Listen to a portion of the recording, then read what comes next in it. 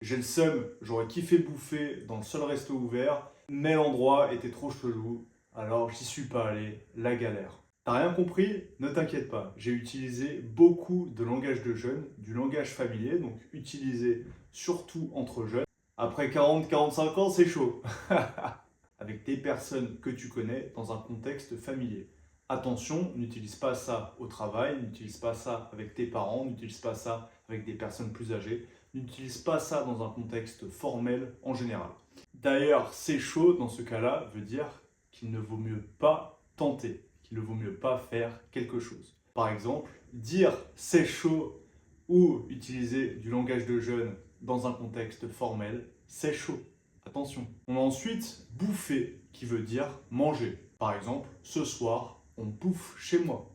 On a ensuite avoir le seum, qui veut dire être très frustré ou énervé. Par exemple, j'ai le seum, j'ai perdu mon téléphone. Kiffer veut dire aimer beaucoup ou apprécier quelque chose. Par exemple, pendant l'été, je kiffe aller à la plage. Chelou veut dire bizarre ou étrange.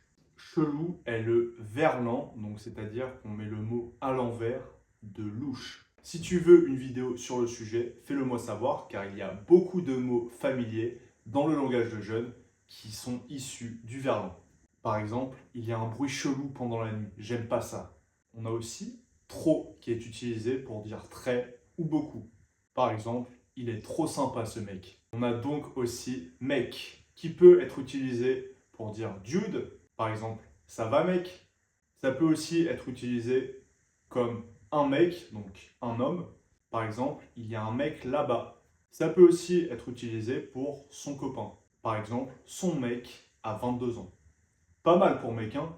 On a ensuite galère. Donc c'est quelque chose de difficile, de compliqué. Par exemple, j'ai raté cet examen, il était trop galère. Ensuite, bosser, qui veut dire travailler. Qui fait ce qu'on fait en bossant, c'est la meilleure sensation. Et c'est ce que je fais. On a ensuite gérer, qui veut dire maîtriser une situation ou bien faire quelque chose. Par exemple, je gère en cuisine. Pour finir, on a chiller, donc qui vient de l'anglais to chill, qui veut dire se relaxer. Par exemple, on va chiller au parc cet après-midi. Tu veux venir? Alors, c'est plus clair pour toi? N'hésite pas à me dire en commentaire ce que tu vas utiliser. Et encore une fois, attention avec qui tu l'utilises. On se retrouve la semaine prochaine à 18 h sur YouTube.